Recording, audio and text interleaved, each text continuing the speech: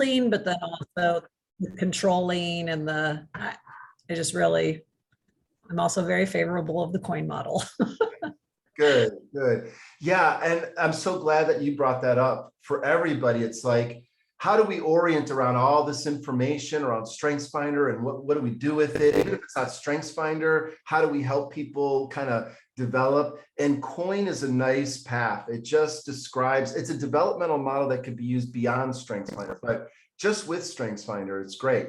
But you could use it with any kind of qualities a person has. So you could use it with Myers-Briggs, and you could say, how do I connect with my Myers-Briggs type? Or if you have a learning styles model, oh, how do I connect with my learning style? That's the C in COIN. How do I observe my learning style? How do I interrupt it if I have to? And I don't want to interrupt it usually, but if my style or a quality of mine, a theme, or a personality trait or a personality disorder, if anything's getting in the way of functionality, then we need to interrupt it. That's just the best thing we could do. If I have something that's going on, maybe the best thing I could do is interrupt it. Let's take emotions through the COIN model. Can I connect with my emotions? Can I observe my emotions? Can I interrupt? The big one. Can I interrupt my emotion? And then the last one, N, is nuance. Can I nuance my emotion? You know, meaning what I mean by that is, oh, there's some weird feedback I'm getting. I don't know if anybody else can hear it. All right, yeah. What I mean by that is developing the situationally appropriate level of the emotion in this case, or the theme of talent. So whatever personal quality we have, we can run it through the COIN model as a way to become more aware and more masterful. Just having control of ourselves. To me, that's like the big missing thing today. We're losing control. We're getting really bothered by things that aren't physical. They aren't present. They're psychological. They're social. And people act out because they're not able to control themselves. They're not able to navigate what I call the psychosocial space. And I don't know why my hand gesture is that, but you know, it's like we got to maneuver through this sort of invisible field. The physical field is not invisible, it's quite visible, and we navigate it marvelously well as humans. We're awesome at it. We can not only just navigate our own physical environment, we can do it at speeds that far outpace our own ability to move. I'm talking about driving cars and stuff like that. We're not, you know, I mean, it's remarkable the degree to which we've mastered our physical environment, but it's the social environment and the psychological environment that we have more difficulty navigating. And these are tools that help us to do that. StrengthsFinder is an amazing tool. And then the Talent to Strength stuff that we've developed to go with it is also pretty good for navigating that psychological and sociological space. And we need to do a better job. You are experts in curriculum. What is the ratio of curriculum or curricula, what is the plural, curricula, that helps us understand the inner space compared to the curricula that helps us understand the world around us? You know, which is what it's all about. It's, oh, you know, how do you know, what's the world outside of you? But it's the world inside that's causing our students challenges. So that's my thoughts, but let me stop there. That was a lot of editorializing. What do you all think of any of that?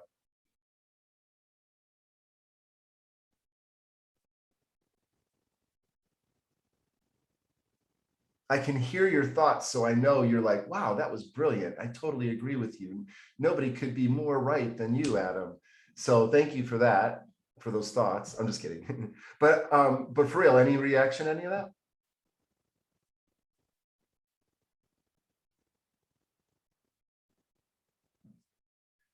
All right, well, I shall put up the agenda for today.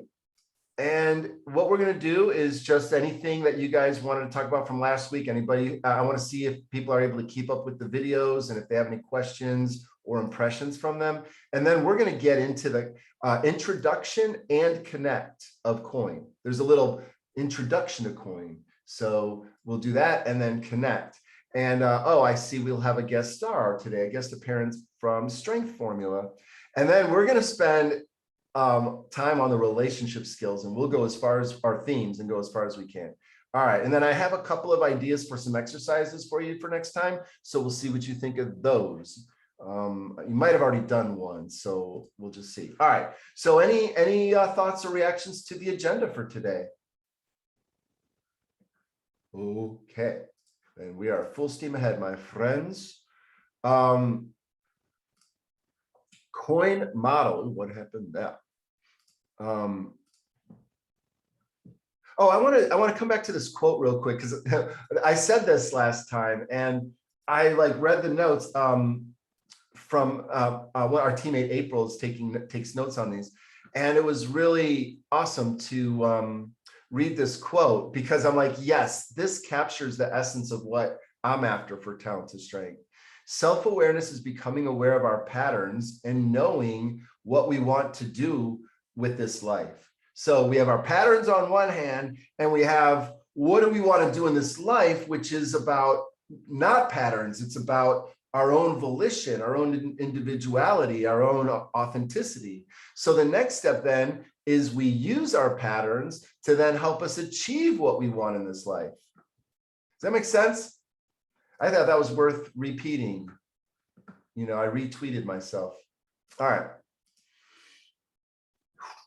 So COIN model, just some thoughts on it too. The reason we created it was that it is a pathway for our applying our StrengthsFinder results. That's where it started. And then I was talking about also how we've evolved it to, or it just presented itself as a way as a pathway for developing all individual qualities, to go from the raw version of our qualities, which we don't really know we have, like our themes, raw versions of our themes, to more mature versions of our themes, or raw emotions to more mature emotions. So important about COIN is each phase builds on the previous one. So nuance is dependent on your ability to interrupt. Interrupt is dependent on your ability to observe. Observe is dependent on your ability to connect. So whenever you're introducing people to qualities like their StrengthsFinder themes or anything like that, you want to make sure they're connecting with it. Otherwise, the other phases won't be possible. Does that make sense? So in that sense, this is a progression model, and pretty much everything that we teach in Talent to Strength and our other content areas, they're all progression models. In fact, our whole philosophy is built on this idea of progression.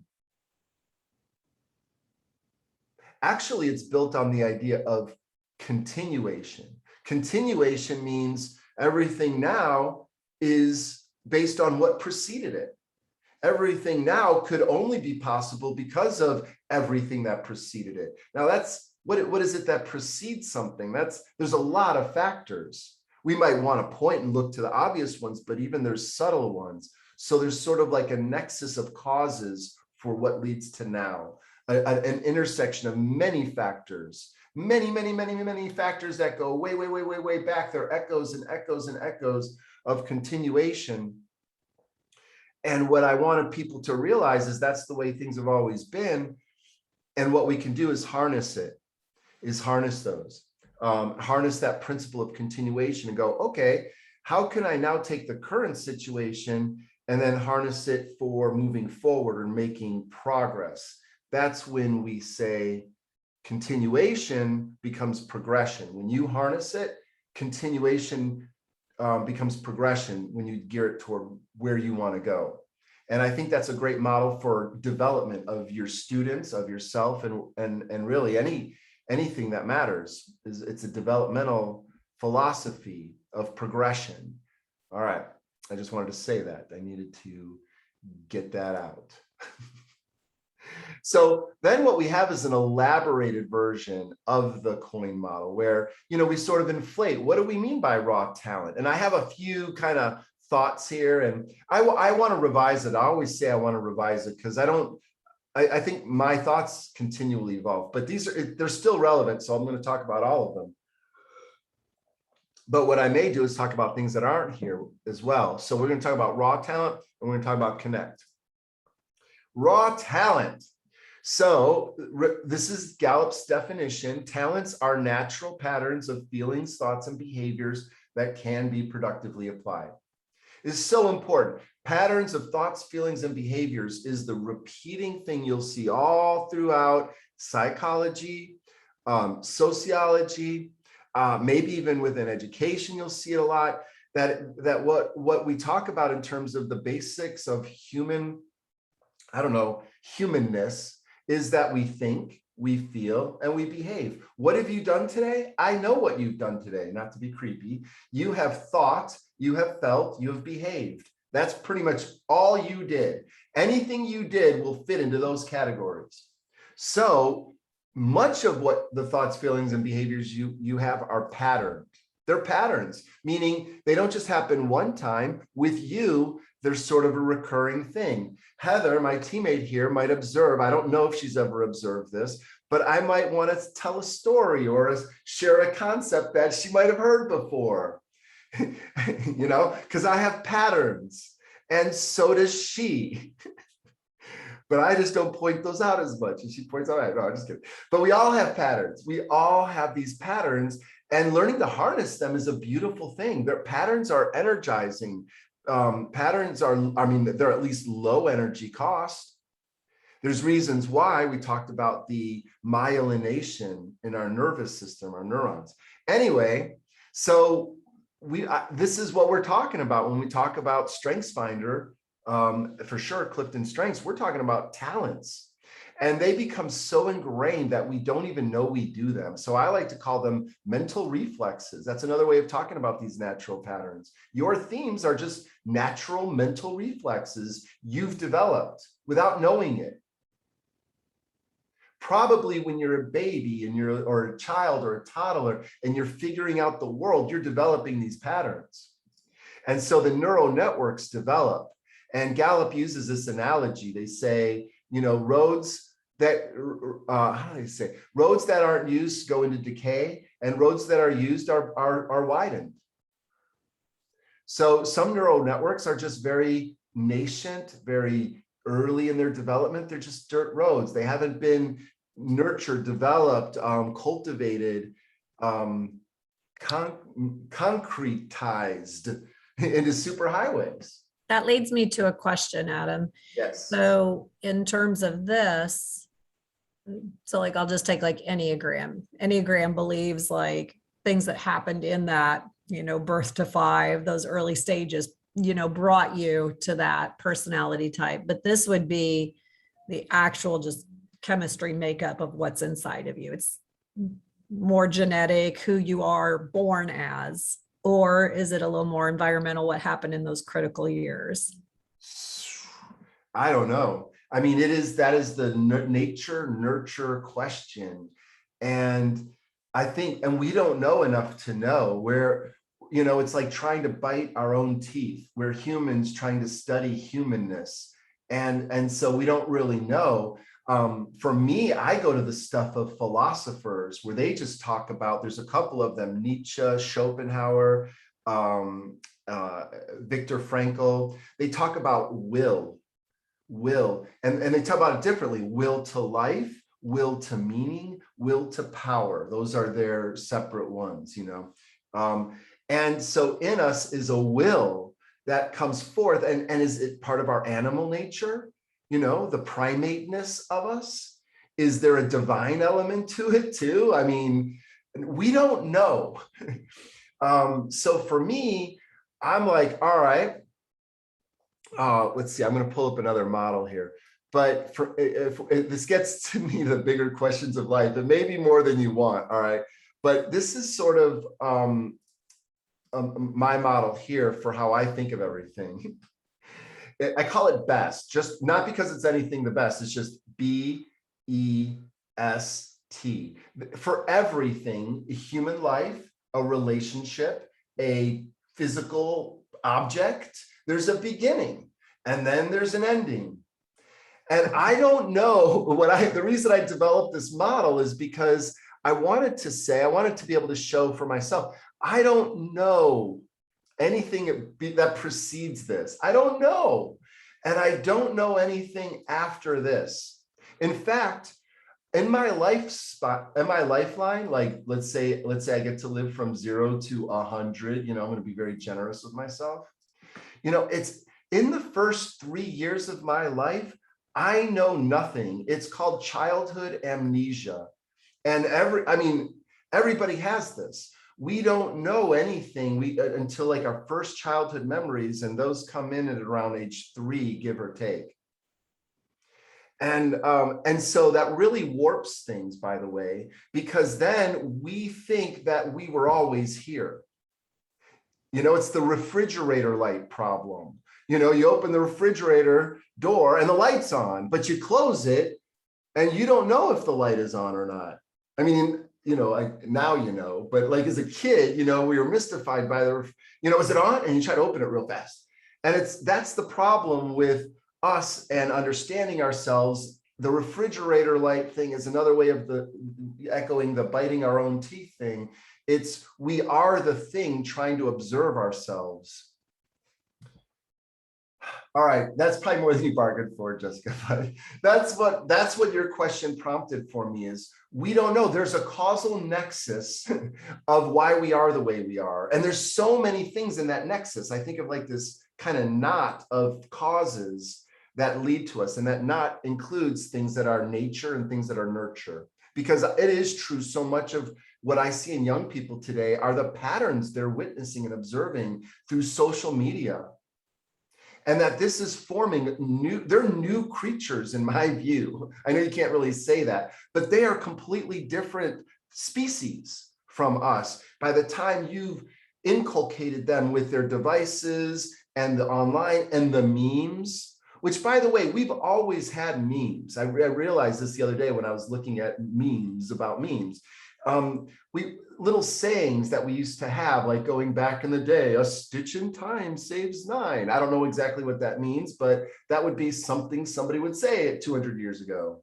You know what it means, Jessica? Yeah, so a stitch in time saves 9 means like if you have a rip in your shirt or something and you take the time to make the stitch while it's that big, a stitch in that moment of time saves you from having to do 9 stitches when the hole gets bigger because you waited.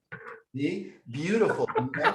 Mending of clothes, mending of attire was a huge part of people's day-to-day lives. And that's not so anymore. Everything is throwaway. We don't mend, we don't stitch in time to save anything. And I use that just as an example of some of the difference between now and then. And the generational differences, it's huge, it's so important. And so that becomes part of the causal nexus. But then there's something native to humans that we all sort of have like certain patterns that we could witness globally. StrengthsFinder is a result of that. Studying 2 million people, what are talents that they use? Oh, there's so many of them, let's cluster them. And now we have 34 themes of talents that actually are pretty universal. These 34 themes, Gallup StrengthsFinder is in dozens and dozens of languages.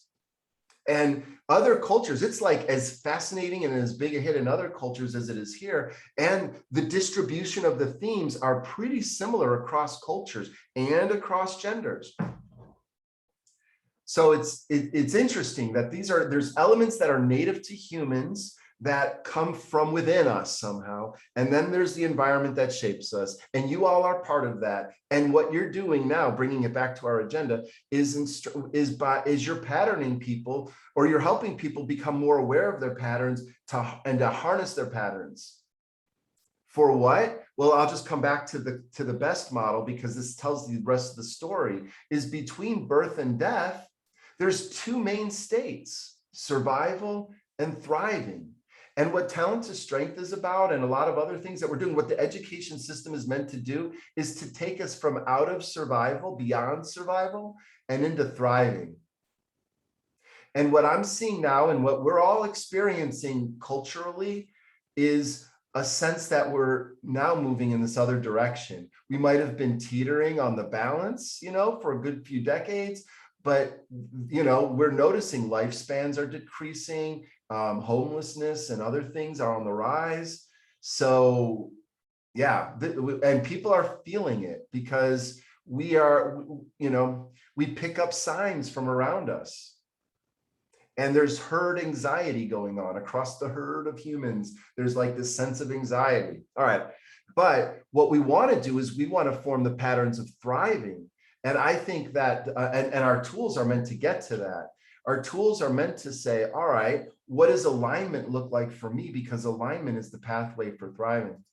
And I have this little diagram down here in the bottom as an overlay to kind of show like, between 0 and 100, this is the human lifespan. I sometimes show this to my high school students, and it upsets them because they don't really, no one really talks about death with them. I mean, it's just, and I don't want to have that be the topic. I want to talk about life. I want to talk about, all right, where are you in this and how do you want to spend this? Because each circle is a week, is a human week. There's 52, there's, each one of these is a year going out to 100 years. And then there's 52 weeks in a year. So like I'm 52 actually. So, I'm in April. So I'm about 6 months into my 52nd year. So I'm about over here. But I can remember very clearly, when I was back over here in my teens and stuff, and when I was in school. And how nice it would have been to have this knowledge back then, at least the foundations of it, so that all this time in between is, all that time in between is more living, more thriving.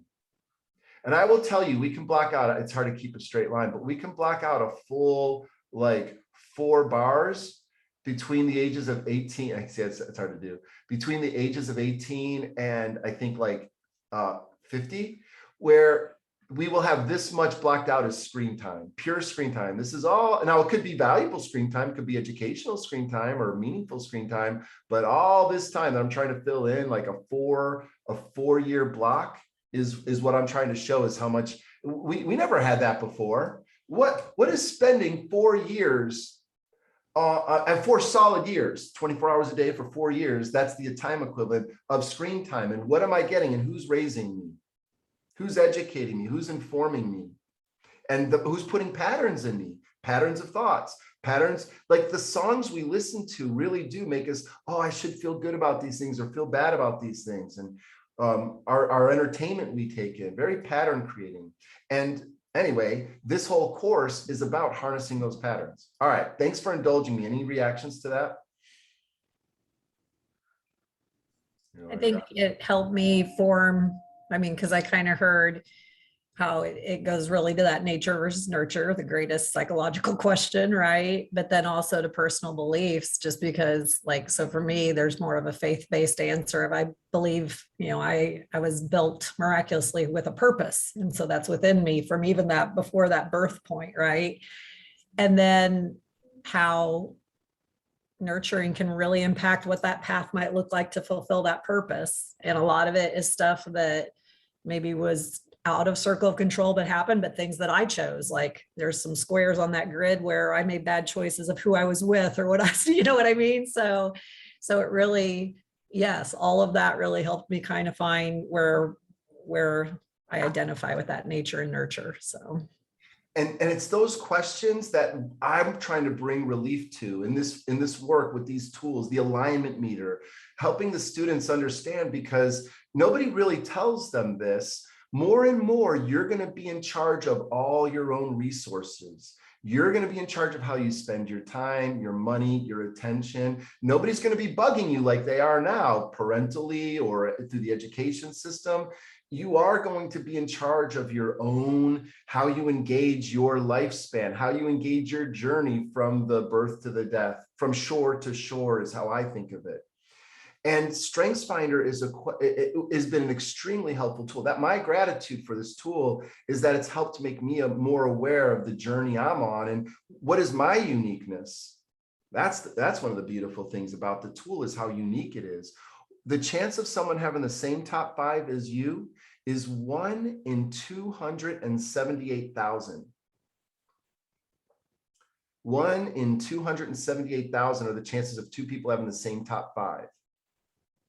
Now, there are some top 5s that the chances are 1 in 1,000, but there's other top 5s. Last I heard, and it's been a couple of years ago, that Gallup hasn't seen. There's a few that Gallup doesn't have anybody that's had the 5 out of 5, a certain set of 5, a rare set of 5. Which is kind of cool. But that was back when there were 19 million who'd taken it. Now there's 26 million people who've taken StrengthsFinder. So maybe they have them all covered, but even still, there's just some combinations that are super rare and some that are a little more common, but generally 1 in 278,000. And the chance of having the same 5 in the same order is 1 in 33 million. So it really individualizes, right? Which is one of the reasons I like it. But but the value, and nobody taught me about it from StrengthsFinder, I figured it out on my own, making my own connections, is the degree to which StrengthsFinder reveals the patterns and the degree to which we are creatures of patterns. And the more I observe it in my own life and around me, I just see how fundamentally we are complexes of patterns of thoughts, feelings, and behaviors. Thoughts, feelings, and behaviors. If you remember going all the way back, I had this little diagram. If I can find it. Yeah, here we go. Yeah, this little diagram here. So I think what I think we are is like, if we take, we miniaturize these and we just keep making, duplicates of them,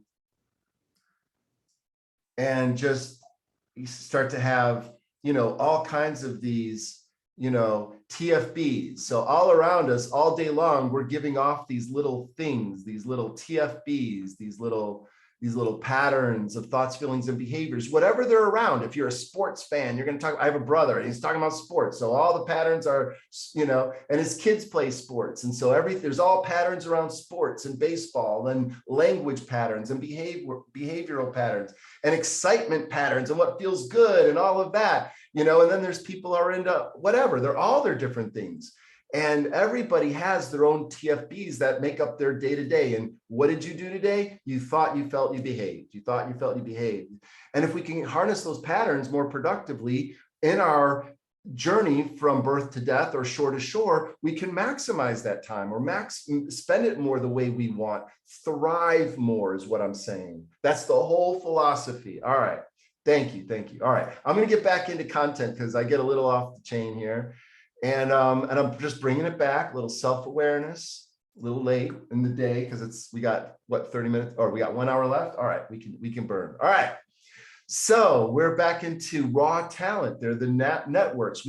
They develop from dirt roads into super highways. Not all of them, some of them. And that's what we want to find. What are your super highways and how do we harness them? That's talent to strength. Talents are always on. When you're awake, then those come online. And so they're there. We may as well take advantage of them and know the situations where they work against us. Because honestly, if you could think about the traps you fall into in life over and over, and you know what they are, we all have them, patterns in relationships or other things. And some of them trip us up. Some of those patterns do not lead to our thriving. They do not lead to our well-being. But learning about these patterns, we can then arise beyond them. But if we aren't aware of the patterns, then we're subject to them. Does that make sense? This is why we connect this to leadership. I know this isn't, a leadership class specifically, but if you are under the influence of your patterns, you're not a leader. I'm sorry, I know, right? Like, it's weird, but it's like, no, you're beholden to something else. So self-development has to be part of the leadership journey. What I use the word self-realization for several reasons that I won't get into again because I'm going to keep myself on the chain. All right. So back to Jessica's question, I don't want to answer it. I can't answer it more than I did. How did we get our talents? I don't know beyond what we've talked about. But I do know that there's different states of them. Some people have a really mature, well-developed use of their patterns. Some people know themselves. Howard Gardner called it intrapersonal intelligence. There's interpersonal intelligence, like people who are intelligent about how to relate to others. But then there was also, he had like, and I don't know if it's still a thing, multiple intelligence there, but I liked it because it revealed different patterns. And some of patterns are, people are more intrapersonally developmental. So I would say they have more mature patterns, more developed patterns. And that's what we want to do with our students, right? Like we want to help them have the best use of their dominant patterns. All right. Any thoughts or reactions to this slide before I move on? I'm going to talk about emotional intelligence next. It's a natural fit right from here. So how can we harness our patterns? How can we be more self-aware of our patterns? Because if we can manage ourselves better. These 4 domains are from multiple intelligence theory, Howard Gardner's theory. And I just drew it this way. This isn't their model. They don't draw it this way, but they describe it this way. They just don't visually. And I think it's really powerful when they describe it this way. Self-awareness unlocks 2 of the other aspects of emotional intelligence. Self-awareness unlocks social awareness. Because if I know, wow, my themes really do describe the patterns of me, then your themes must really describe the patterns of you, even though the patterns are very different. I could what's the word? I could put myself in your shoes. I can empathize. I can whatever. I could be socially aware.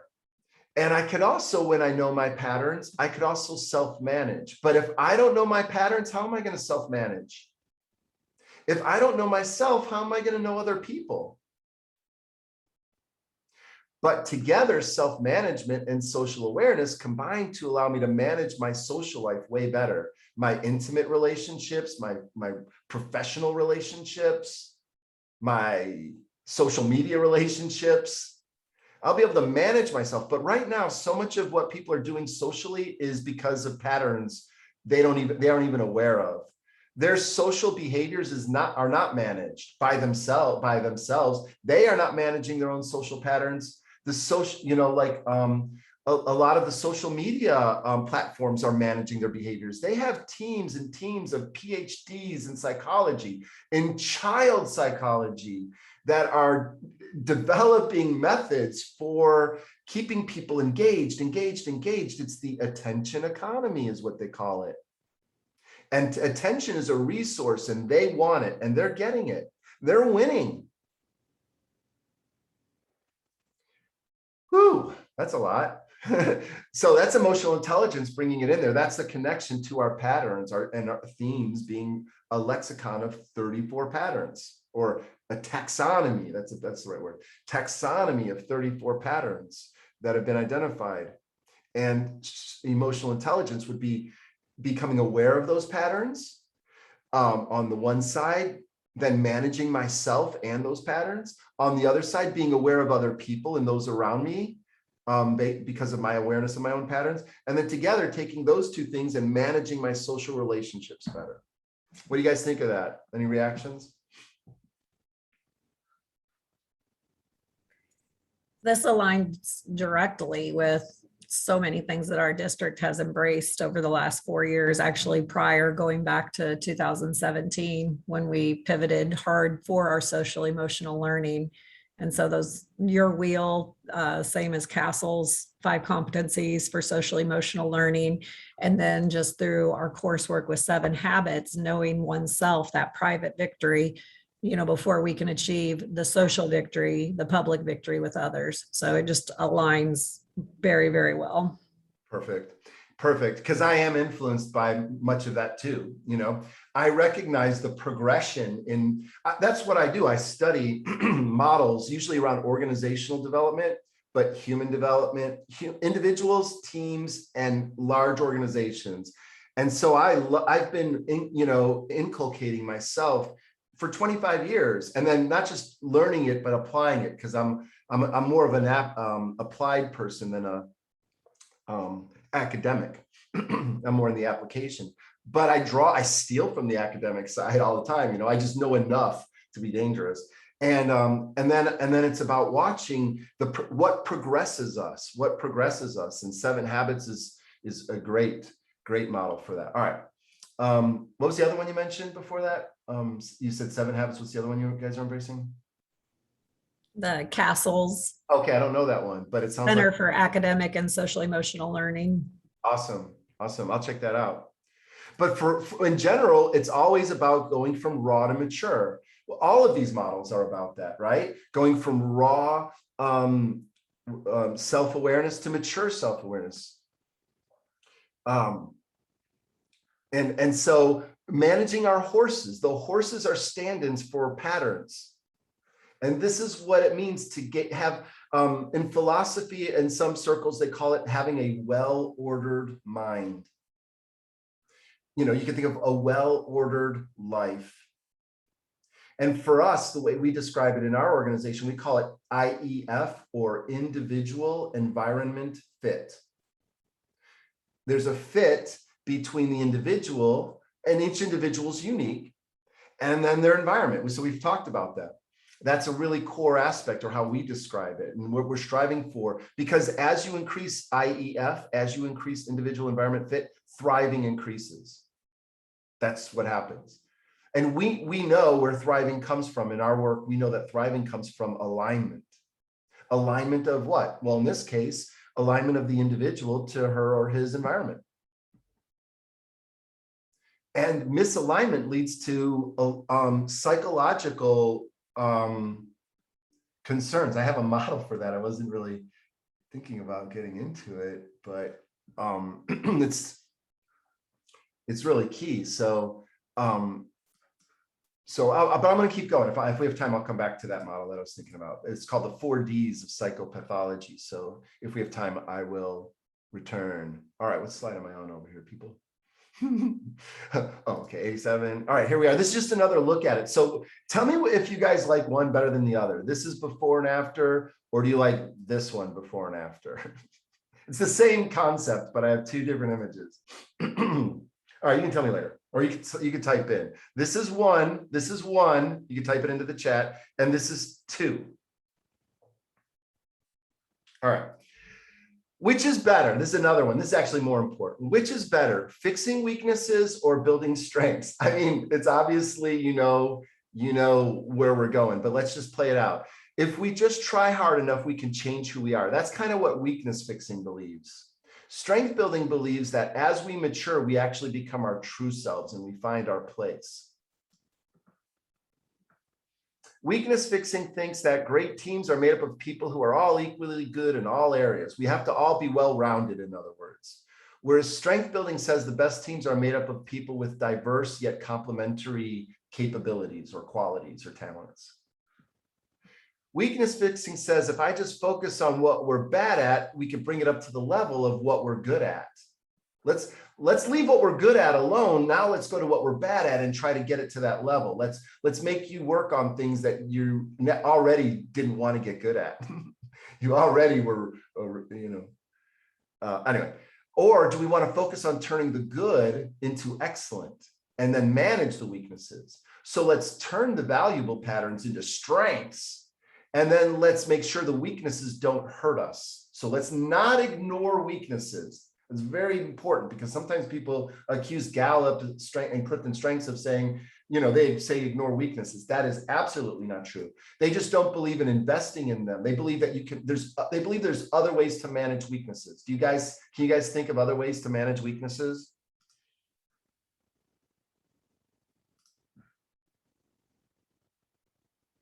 One way is through relationships, complementary relationships. And another way is use your strengths to, or in this case, use your talents more effectively towards the activities where you're exhibiting weakness. Those would be 2 examples. The other is avoid. That's the one I try the most.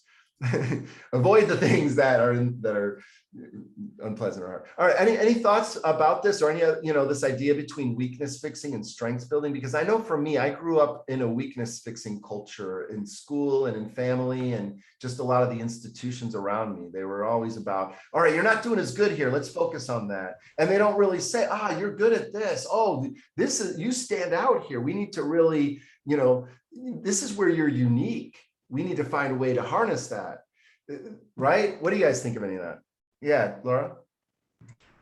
Makes me think of childhood and being middle school and high school. And I grew up in a very loving and supportive family, but when report cards came around and I took my report card home and there was a B on my report card, 7 A's and a B, the very first question I was asked was, well, what happened in social studies? How did this happen? And it helped me as a parent to not repeat those patterns. And I know my parents were pushing me to always be my best, and those were their intentions, but I carry that weight to this day.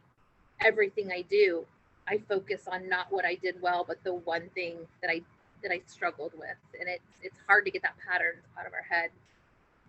I so appreciate that comment. I talk to high school students about this, I get to work with them. And so, and we'll do a strengths finder lesson. We're going to do one on Sunday with our newest group. And I'm going to explain to them this weakness fixing versus strength building. And I'm going to ask, and they're all going to tell me, they recognize the weakness building, and I'll ask them why. And they'll also know that it's not anybody trying to harm them. It's the opposite. It's the people that care about them. So yes, learning to just recognize that and change our own patterns is the beginning. See, there is a societal pattern about weakness fixing, and it's so that we could survive. That's the idea. The idea was survival. And we were luckily, my generation, we've been living in an era of thriving. So we've lost the language of survival. It doesn't work on us, but we might be returning to it, because honestly, there is a value to weakness fixing. Weakness fixing is, it's important when our survival's at stake. Remember that thing I showed you, best, beginning, ending, survival, thriving. So when our survival is at stake, because there's a certain level of survival. I didn't show you this in the diagram. There was many levels of survival and many levels of thriving, But if we get down to a certain level of survival, if we fall below it, it's game over. So that's what we're protecting from. We know how precious life is. We used to know how precious life is. Here in this video game age where you get to restart, make a new account, all that, everything is throwaway. Then there's a different psychology around it that is concerning here. But when we're talking about thriving, weakness fixing isn't the best way. All right, any thoughts or reactions to that? There's a lot there. I think with the weakness fixing, I think that's the same area I was going, is that, we should embrace to do hard things, especially when they build resilience. And it's almost like you have to ask yourself the question, real world. So maybe I have a weakness of not knowing how to start a fire or purify water, but that would be an area where it would be wise to strengthen my weakness, because it does actually pertain to survival. And so whether that's the relationship context or academic, viewing something for my purpose, my path, is it really something for my survival that is needed? And then in the strengths-based parenting book, they have the fable, The Animal School. And I feel like when people hear that story as this is described by animals, we sit there and go, that's so ridiculous that they thought they were going to make that animal fly. That animal doesn't fly, but yet that's what we've done to kids in traditional schooling for years and years. Yep. It's perfect. Yeah, that is absolutely Don Clifton, purpose for telling that story. So so back to the point, and Laura's point as well, where did our themes come from? Well, to some degree, it could come from the expectations placed on us by our environment. I peeked at your top 5 Laura. You know, I was like, you know, achievers who are, you know, achievement, right? And the way to get there, learner, study, school accomplishment, and be in the future too. You know, how can I would start to think about the future more if I knew the expectations and I wanted to live up to the expectations. So that's also something really core to who you are, which I think is cool. You know, that you know, you heard that message and you valued it, but now comes the time in our lives where, you know, we can make cleaner meaning out of all of it. I'm in the journey myself. You know, I have a lot of bad tapes playing in my head, and so with the help of good friends, you know, you can examine them and clean them up a little bit, and then be your own parent and reparent, you know, and get that individual alignment happening internally. Take responsibility for it. But the result is you have these amazingly powerful, all of these, this is a powerful combination of moving to the future and making the future happen and bringing others along with you.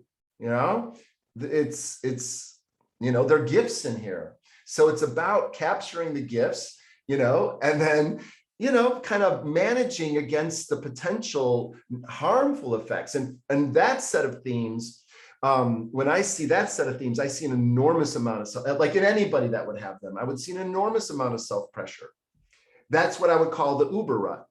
I have this exercise where we have people look at each of their 5 themes and look at what is the individual rut of each theme.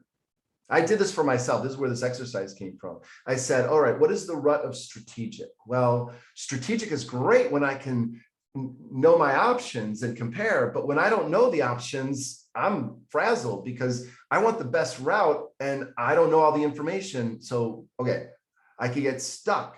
My second one is individualization. So I really want to tailor things specifically. I'm not into generalizations. I'm like, what's the unique need? So I want to, you know, kind of smoke jump into someone's life and situation and get a sense of it, the lay of the land from their view.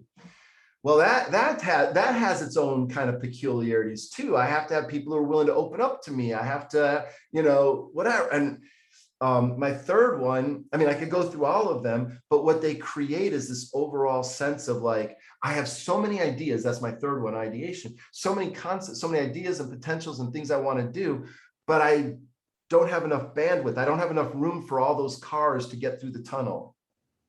And so I feel this constant sense of, or I used to, it's gotten a lot better, a constant sense of I'm not doing enough and I'm not experiencing enough progress. And so that became my Uber rut, a sort of shutdown of output failure.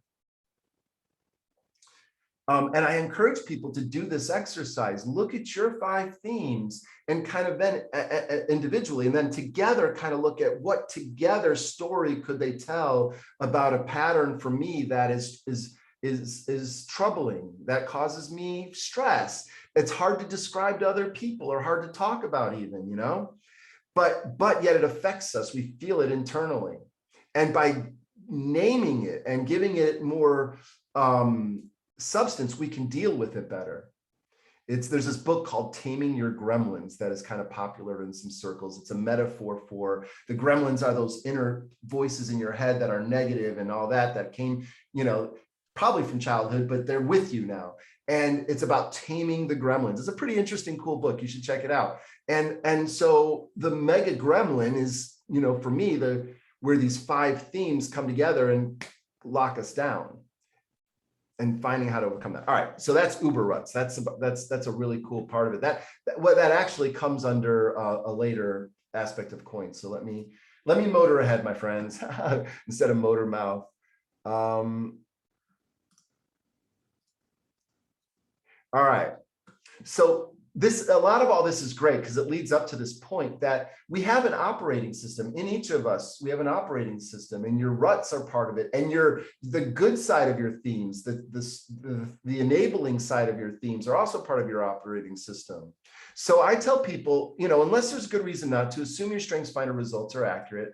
Make a study of how your themes influence your day-to-day experience. And we did some of that with the alignment meter and other things. And that's kind of what I encourage people to do. See the value in each of your themes. If there's a theme you have that you don't appreciate or value, let's talk about it, and we'll change that. We'll learn you, darn you. I had this friend who used to say that. It's a stupid thing. I don't know why I said it. Each theme helps to address the demands life places on us. That's how I think of the themes. Life places demands on us. We're born into that. That's the environment. Our themes are the individual part of us, and how do we match them to our environment? And every theme has a way of helping us navigate the demands of our environment. So that's good. That's good news. To learn any theme, always start with the signature themes description. That's what I do. We talked about it last time. That's what I use to kind of ground myself and orient myself. This is base camp for me. This is ground zero. Gallup's original descriptions of the themes. All right. Any reactions to any of that? Of course, the themes, I kind of realized that there's an anatomy to every theme, and every theme has a purpose, and every theme has needs because of that purpose. In order to fulfill that purpose, there's things I need. And in meeting those needs, I've developed patterns. This is the payoff. That's why I raised my voice. That's why I'm yelling at you. I'm not yelling at you. I'm yelling to you. I'm yelling, hey, check this out. Gallup starts here by describing the patterns, which is awesome. I'm just going a little deeper and saying those patterns come from needs. We're trying to get our needs met. That's why you think the way you think, feel the way you feel, and behave the way you behave. What do you think of that?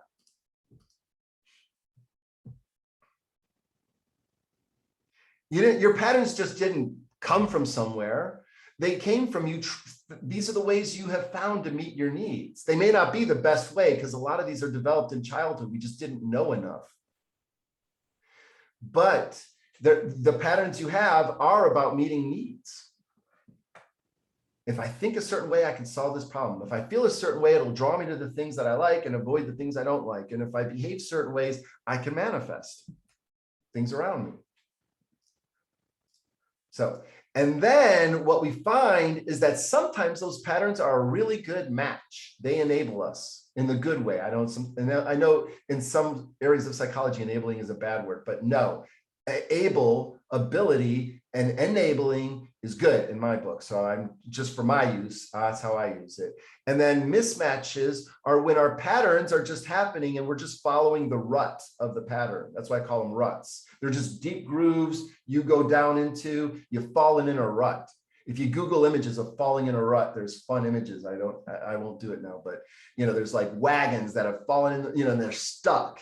And I know that's not a fun image, but that's what a rut is, and we get stuck in our own ruts. And what is a rut? It's a pattern we've fallen into. That's all. It's a pattern that is a mismatch for the situation, and that's the rut. I keep trying to get my needs met this way, and darn it, that's not the right way to do it, but it's a pattern, and I don't know any better because one time it worked. That's probably why. And I'm trying to go back and get my cheese, if you know the book, Who Moved My Cheese. All right, so what we want is more of the match. We want more of the enabling, and that leads to thriving. We want less of the ruts and less of the mismatch, because that's what throws us into survival mode, and we don't want that. All right, any reactions? Because this should all be, this is weeks in the making of bringing these concepts together. And you can't do it in one day, in one sitting. It's too rich. You know what I mean? We got to do it in layers and in passes. All right, let's keep layering and passing though. All right, so now that was a little bit about the raw. Now let's get into the connect phase. So some things about that. We talked about how purpose leads to needs. Ooh, how convenient, I just did that. Now I want to talk about how needs lead to patterns. Ooh, well, we already did that too. So let's take another look at the anatomy of themes. We already did that. So each talent has a need that you feel naturally compelled to meet. And if you meet that need, you get a positive emotion. This is the feeling, this is the patterns of feelings part. You're an achiever. Whenever you got something achieved, that feels good. That's why achievers, when they do something and it's not on their to-do list, they will write it on their to-do list. Do you do that, Laura? I get it, because it's credit. I get it, because you need the credit. And if the need's not met, then it's a negative emotion. It's frustrating. Yeah. Yeah. So we develop those patterns to meet our needs, and we develop the neural pathways, and they get wrapped in myelin. The more we use the pathways, the more they get encased in this efficient sheath. And so that's why we're not going to unlearn our habits. We should learn stronger habits that are better. We should myelinate deliberately. That's a t-shirt. Myelinate deliberately. I want a t-shirt that says that. Because it wouldn't be very popular, but at least it would capture the essence of what we're talking about here. That is another way of describing the essence of talent to strength. Myelinate intentionally toward thriving. Talents are like programs that operate in the background. They're always on. When you wake up in the morning, they boot up. Your achiever comes online, your learner comes online, your future comes online. And then every stimuli you experience will likely get kind of affected by those themes, those patterns. You're going to read it through the lens of, how will this help me achieve? What is there to learn? How do I futurize this? How do I strategize around it? So let's take the responsibility theme. Here's a description of it here.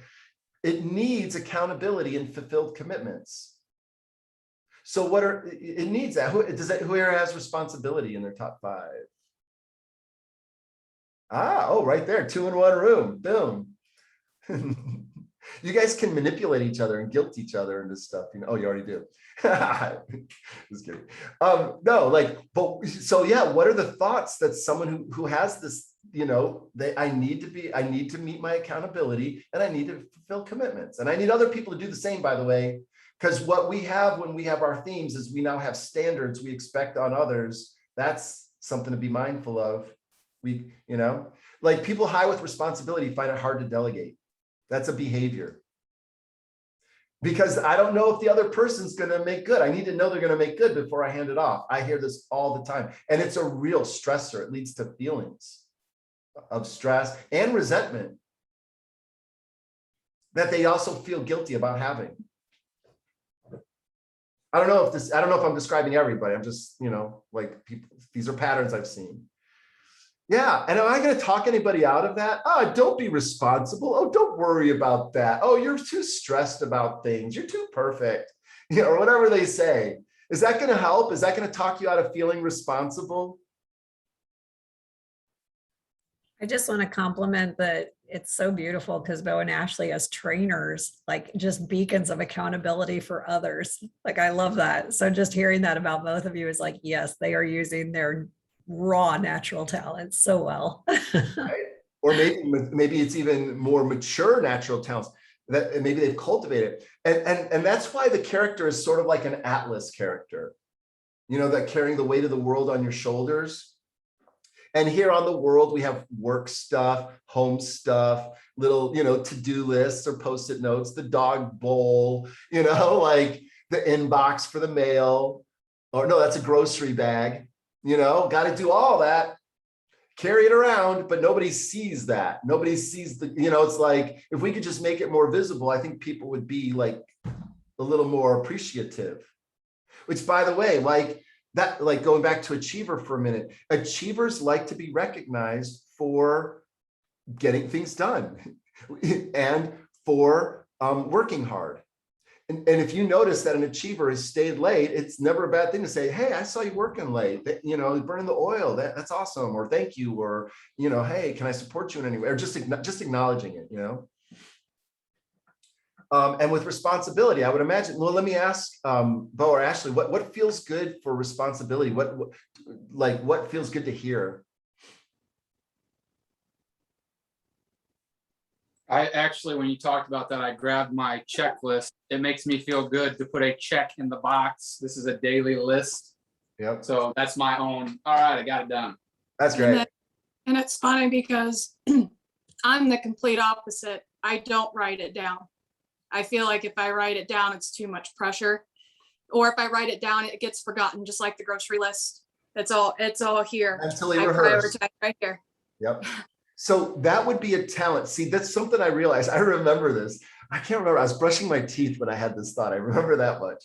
And the thought was, oh my gosh, if I had responsibility, right now, I'd be running through the list of all the things all the commitments I have. I am so glad I don't have responsibility. That was my thought process as I was brushing my teeth one time. But but I love people with responsibility. So I'm always I always want to tell them this. I always want to tell them to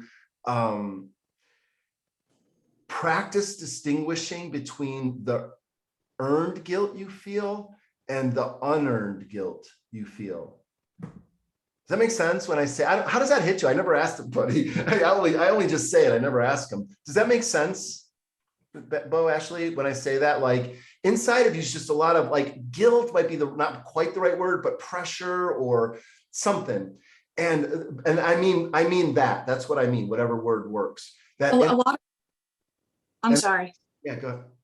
I was just gonna say, when it comes to commitments, that's where I can really sense what you're saying. Because some days, we do so much and we're but we still have this commitment we have to do tonight. And then there's that guilt that sets in. Or sometimes there are times where we just have to, sorry, we're not gonna make it. And then there's guilt behind that, so.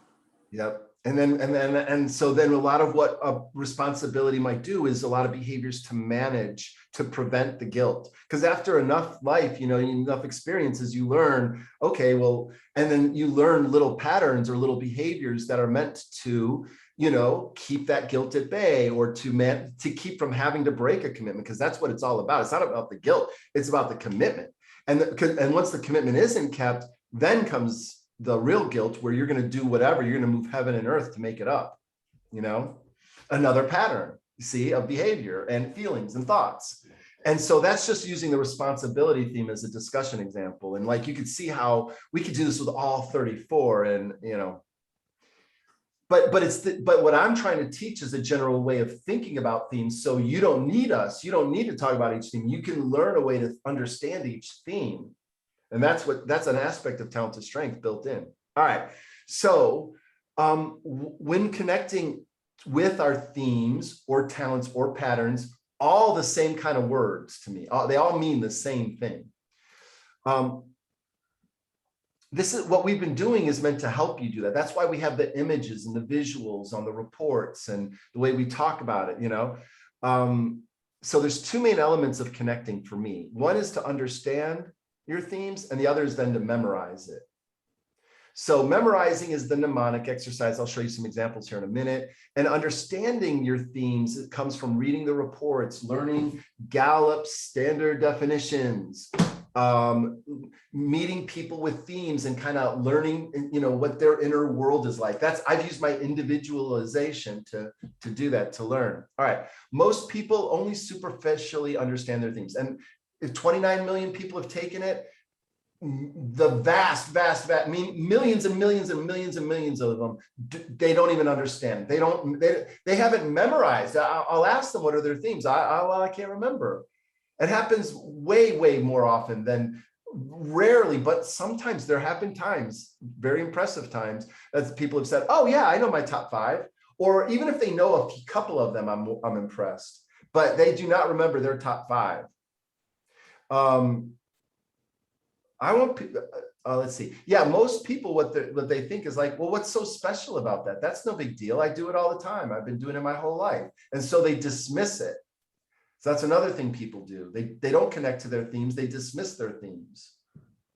Or they fail to realize that not everyone can do what they do, so well. Your responsibility, people must be you are so reliable. And you're okay, it's hard for you to even take it as a compliment because it's kind of a curse, or it's just it's so run of the mill for me. Everybody can do it, and that's how we feel about our themes overall. We don't really hear the compliment in them. And so we need to be people that help people appreciate their talents and their themes. So I will say that last year when we did this with our 4th grade friends, our elementaries, and everybody on here had an experience in doing that. Do you know who will inspire you and teach us to do better? They say have a heart and mind like a child. Those kids, we went back the next week and majority of kids could tell you their themes. And they were proud and they were excited. And I think they connected it to things that they already were doing, or maybe that they'd even realize was a strength to them. But I mean, they'd run up and be like, I organized the kitchen for my mom because I'm an organizer. I mean, they just were like running with it after a week. So I want to talk about this for a minute. Bo kind of brought up something last time that like I'm like, okay, so what's happening in that week, do you think, or what's happening that spurs that week of excitement? I don't want to speak for everybody, but just my off the cuff feeling of that's bubbling up as you say that again is that having more of that innocence of a child, not to be afraid to be complimented and be joyous and not boastful, but recognize, yes, that's great about me. And, you know, we just harden as adults and we suppress some of those beautiful things that, you know, children can teach us and remind us to still be. Awesome. I think the timing of it was beautiful too. You're just coming out of 2 years where these kids don't have people in front of them actually connecting with them. So they were hungry for that. And then to connect them to themselves and celebrate that, like I said, the timing could not have been any better for our pilot. Perfect. That's great. Good. Thank you. Others, anybody else have any thoughts on what causes that reaction? Yeah, Laura. I had a little feedback from the 4th grade teachers who were fortunate to have those in their classrooms, and it was so positive. And I believe we did it in the spring. Is that correct? They carried, even after the sessions were over, they continued that conversation in the classroom. And I've even had a couple teachers ask this year, is it possible to come earlier? Is it possible to get this in the kids' hands, in their heads and their minds earlier, because we can use it now? I love that. I mean, that's the whole point. That's beautiful. That is amazing. Anybody else want to comment on any of that? Cool. Very cool. Very, very cool. All right. So with Talent to Strength, we want people, participants will understand their talents much more thoroughly, and they will memorize them. And if I see them in a grocery store and they don't, and I'm not going to say hello, I'm going to say, what are your top 5 themes? And if they can't tell me, I tell my students that, but I never do it. All right. But you know what? I should do it because I actually don't want them coming up to me if they see me in a grocery store. I don't know how you guys feel about it as teachers, but whatever. All right. That's just me. I'm avoided. All right. But really what it is what I hope it starts to take hold for people, because I do this, I've done this work, I've done with thousands of people have gone through Talent to Strength workshops with me. Literally, like, and I don't mean like tens of thousands or millions of thousands, millions of thousands, whatever. Or gazillions or whatever. I don't mean that. I just mean like several thousand for sure. And that's what I'm going for, is like, I don't want it to just be a workshop. I want to infect them. I want to start a strength zombie apocalypse. You know what I mean? Yeah, that's what I wanted. I don't want it to be COVID. I wanted it to be strengthened going around, you know? And that's, and there's so much more. And that's what our other content pieces get into. Our progression theory isn't just about using our strengths individually. There's other concepts and ways to use progression theory with teams, with, you know, organizations, ways that communication can be developed. So it's more toward making progression and all of it. So, all right. Memorizing themes. Did you guys do this? Remind me, the mnemonic worksheet. Have you done anything to make your, have you done that worksheet? Yeah. Cool. Was it helpful? Was it good? Yeah. So it's just it's really basic and rote, but it's just a great way. But people have done some creative things with it. Like, we encourage people, you don't have to use that worksheet. You can, if you want to do a visual. And so somebody made a visual, and then they said the snowman's head is the relator. And I don't know why, maybe they told a little story about it. The gold medal, striving for excellence, is my maximizer. The peace symbol is seeking harmony. The to-do list is my achiever. And the basketball is follow through, responsibility. Yeah, so that was cool. And then some people get like, this person had activator, future, strategic, woo, and something with a D. Well, it's significance, but she changed it to desire. Okay, great. So then her phrase was, all faith starts with dying to self. Wow, profound, deep. Intellection, connectedness, responsibility, strategic learner. I connect reliable systems logically. I love it. Like even that statement sounds logical and connected and blah, blah, blah. And then they have little images that they drew to kind of get, here's what systems look like to the person. Here's logic to the person. Reliable was the sun, the sunshine. You can rely on the sun. I guess it comes out every day almost. Depends on where you live. It is relative, says Einstein. All right. So here's another one. Connectedness, positivity, activator, maximizer, communication. Care plus appreciation magnifies compassion. I love it. I like words and need to exchange. The little lips. Good work is awesome. And the appreciation, activator, we need to take the, oh, I can see what that person did here. You see, it's the first step. You got to take that first step. That's the active in order to get to X. That's beautiful. Full glass fullness. That's the positivity. And it has an up arrow. Wow, the water, the liquid in there is an up arrow. Very dynamic. All right, any reactions to any of this stuff? Because I'm going to get into themes. I only have a few minutes to talk about relationship themes, but any thoughts or reactions as we talk through the introduction and the connect phases?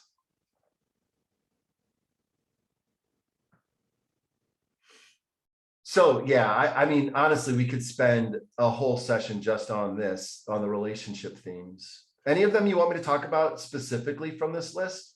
Any that we haven't talked about that you're like, oh, that's a theme I'd like to get into a little bit? Because we won't have time to talk about all of them. So you should pick the one that you're like, all right. And if nobody has any like preference or anybody, yeah, anybody have any preferences? Otherwise, I'm just going to go in alphabetical. Adaptability, my number 6. Heather's number 2, 3, 4, or 5. Lives in the moment. I submitted a series of statements to Gallup, and then they just edited it. So these are all Gallup approved statements. And one of the things they did is they wanted to start each sentence with the verb. I think there's only 1 or 2 sentences out of all 34 themes that doesn't start with the verb. Lives in the moment, remains productive in fluid and changing environments, responds to the demands of the moment and accommodates the needs of others, encounters unforeseen circumstances or detours with calmness and acceptance. Heather's great in a crisis. I'm not too bad either. I mean, crisis has to work really hard to find me because I'm like, I avoid them. So embraces spontaneity and goes with the flow. Who here has adaptability in their top 5? Oh yeah, okay, cool. Presley, any thoughts? Heather, of course. Any thoughts you guys have on that theme? I feel like I don't get very upset easily. Like I'm just kind of like go with the flow for sure. Like I feel like that really does describe me. Like I will never throw a temper tantrum or just like go off the wall. But yeah, that's one that I'm still kind of trying to work on connecting with, but that's definitely something that stood out to me. Good. I have a suggestion for you, Presley. Because I see how my adaptability like works with my other, it's my number 5, but I see how it works with my other themes, like connectedness for me as a good example. And so maybe try and see, like looking at the definition of adaptability and how you see how it fits in, and then look at your belief and your connectedness, and you'll probably see how, oh, okay, I am more open, or I'm able to pivot more easily, that kind of thing. Okay, yeah, for sure. Thank you. Yeah. This might sound weird, but as I was looking at your adaptability is sandwiched between belief and connectedness, I was thinking, look for how you judge things compared to how other people judge things. Look if you're more judgmental or if you're more What I think is you're going to be not judgmental, but you're going to observe values in a non-judgmental way. But I think looking at how judgmental you are compared to others would be good. I'm not saying you would be judgmental. I actually think you're going to be opposite. But because of faith and belief and connectedness, I think that your world it's very spiritual, because belief and connectedness used to be one theme in Gallup. They used to call that spirituality, but they broke them into two. And rarely do people have them both in the top 5. I say that a lot, but you do. And so values are really important, and adaptability is sandwiched right in there. So it tells me you're not like dogmatic about values, but there's something about them that you're looking for them and you're wanting to, I don't know, just play with that. We'll leave it there. Good. Yeah. And I want to also get into the theme anatomy of adaptability too. That's kind of how I have this structured for all of them, that we're going to, are you seeing this? I don't know if I showed the right thing. All right. So yeah, the theme anatomy for adaptability. What is so this is going purpose at the center, need, then patterns surrounding the need, and then that'll either be a match or a mismatch. The match will enable you and the mismatch will be you're in a rut. But what is the purpose? It's to monitor the environment in each moment, because it's new now. Each moment is a new now for adaptability, and provide an appropriate immediate response to the new nows. Each new now. It's a new now. It's a new now. It's each new now. And so in order for that to happen, you have to have access to up to the moment information, and you have to have latitude to take actions. You have to have the freedom to adjust. And with that need, you have patterns. You're going to feel relaxed when things are going as planned, but you're going to be alert when the situation demands a response. Not panicked, not stressed, but you're going to be alert. You're into ready mode.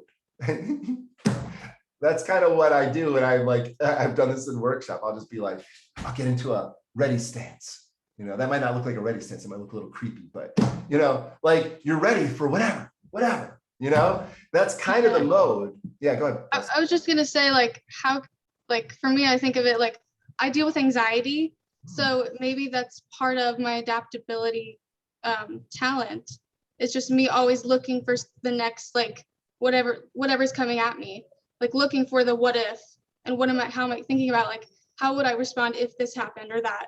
Because I do that all the time. This is probably weird, but I'll just randomly go through different scenarios in my head and think about how would I respond to that if that were to happen? That's not weird. That is exactly the theme. You are practicing for what could come your way. And what you modeled so well right there is the self-awareness. I don't know that you have anxiety. I couldn't tell from looking at you. I wouldn't know. I don't know what, but you do, you live with it. So you taking this knowledge and combining it with your self-knowledge, and now you come to a connection and a realization, because our themes do come from somewhere, circling all the way back to Jessica's question. I think they come from our childhood, from events in our childhood that shaped us, and we're having to figure out how to cope with the world. So your environment, your family environment is your first environment. And then it's your grade school mates, where you're learning. They're coming from their own families and their own navigation of their own households. We don't know that when we're 5 years old in kindergarten or whatever. For me, it was 8 years old. No, I'm just kidding. But it's we don't know the patterns people come from, but yet now you're going to be in the classroom environment, and they're going to be shaping you. Your peer group from then forward is going to be so strong in shaping you. And of course, now in the social media era, we don't leave our school or our mates, or peers. They're with us all the time. And there's more of them, thousands of them.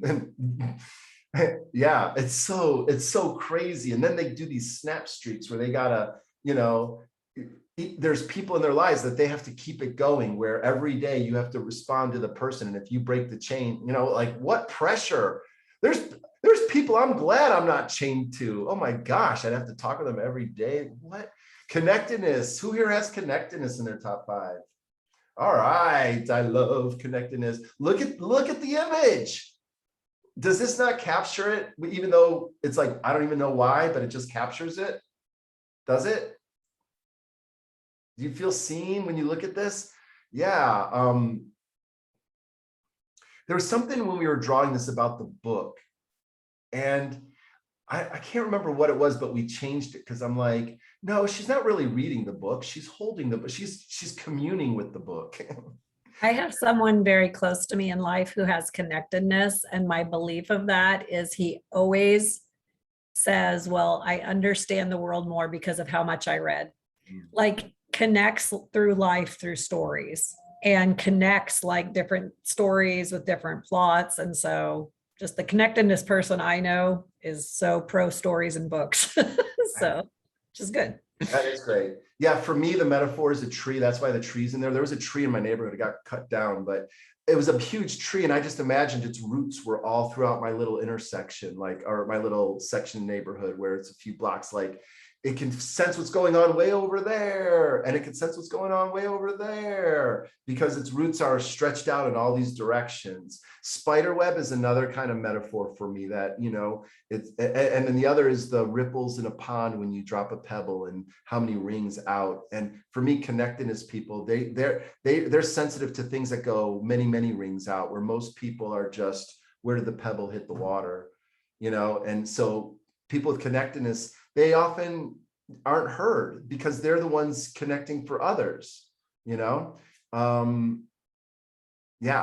Lots to say about connectedness, but let's get to this slide here. Intuitively senses connections between people and things, believes things happen for a reason, is likely to be considerate and accepting toward others, helps others understand how they fit into the big picture, and seeks to build bridges between people and cultures.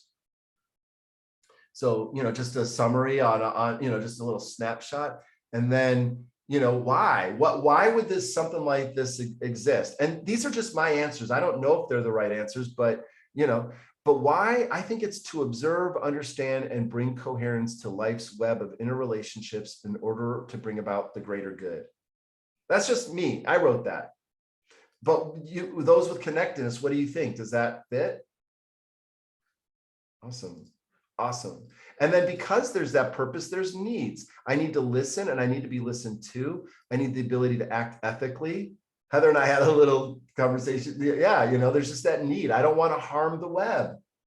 And freedom from toxic people and environments. That's what I want for connectedness people. So I wrote that in. They need to be free. The trees cannot be contaminated by toxicity. So, all right, in order to get those needs met, what feelings might there be? Well, maybe there's wonderment at how things all fit together, or a sense of calm that things will all work out, or sadness when misunderstanding leads to destruction. I think of the Lorax and the tree. I don't know, you know. Thoughts, how does this fit into the bigger picture? I always frame it in the form of a question, but of course thoughts don't come that way. That's just sample thoughts. What are the direct and indirect relationships here? They may not have that thought, but they may be thinking about the indirect relationships. The ripple effects would be a very important part to connectedness. No, you're right, Adam, because there's stuff, you've seen me do it even with like a glass jar.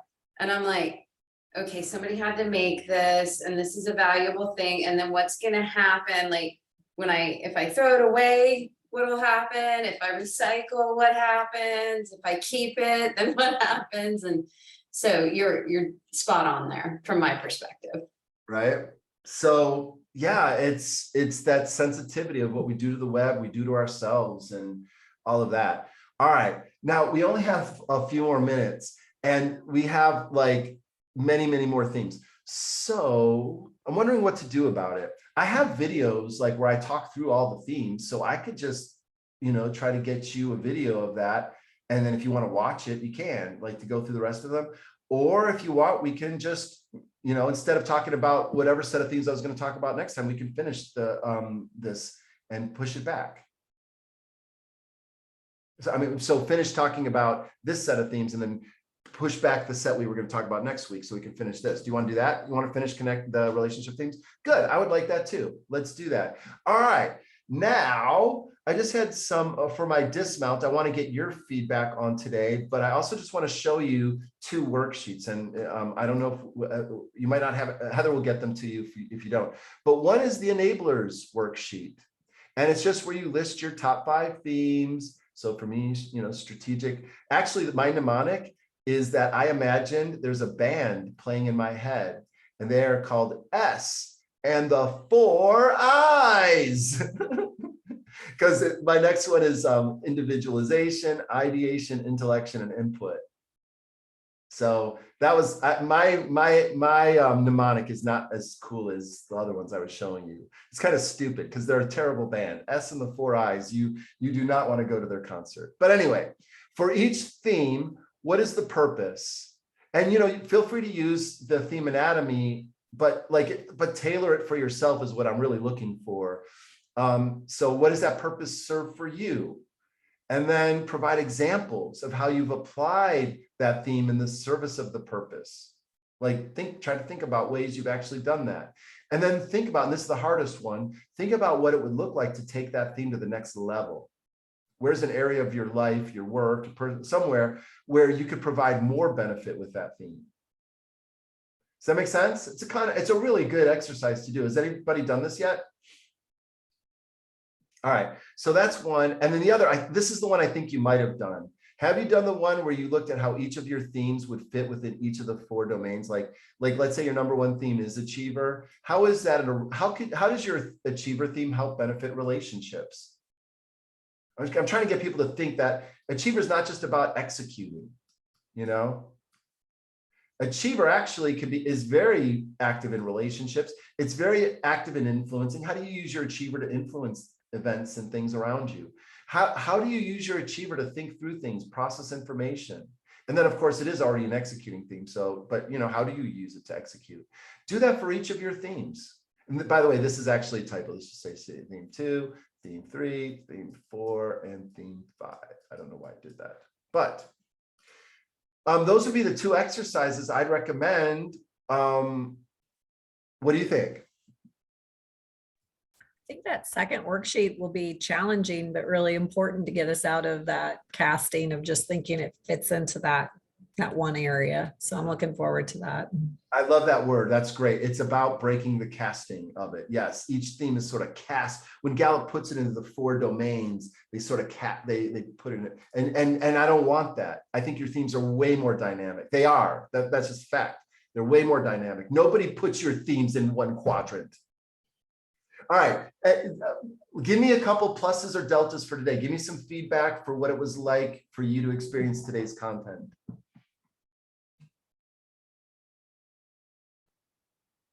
Jen, I'm going to pick on you. Any thoughts or reactions from today's content?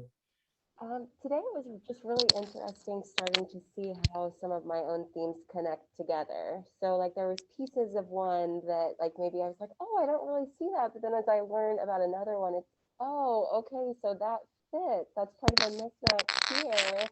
And that's a need that I have. So that was really interesting to see some ways that some of my different themes fit together. So you found something useful. Is this you? Yes. And input's your number 1. So you've gathered some valuable inputs for yourself. Good. You've made some connections. You found some harmony between things. And my hope is you could use it to accomplish the things you want to accomplish. How cool is that? Awesome. Other feedback. Let me hear from just 1 or 2 more people, please. I think I was just realizing as we were getting on and sharing about the experience from last spring that it's pretty important for this group in Mattoon to come together soon, because I think there's such value in us speaking through and processing this together and then making those next steps when we hear, hey, let's do it sooner. Let's get the kids going with this, just for us in some aspects of doing and moving forward. Awesome. I think this is the curriculum people need. This kind of stuff is what people need. Good. One more. Anybody else? Any parting thoughts or comments? Bo, what do you got? I couldn't agree more. I mean, the sooner the better. When you connect people, I think all of us would agree that we wish we would have known our talents sooner in life because of the benefit.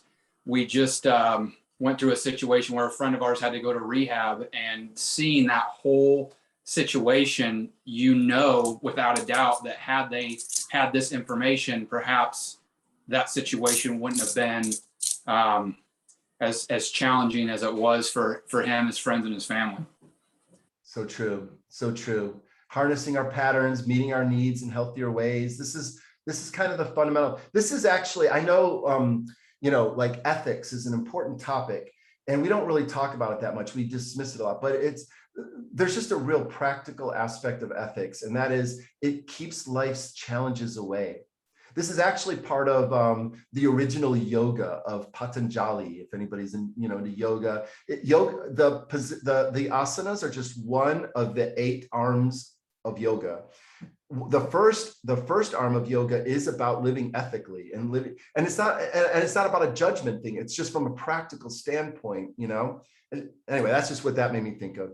But overall, you know, this is amazing that we're having these conversations. I'm looking forward to the next one as well. If you need anything in between, reach out to Heather or me, and we'll talk soon. I'll post the video too for anybody who wants to rewatch.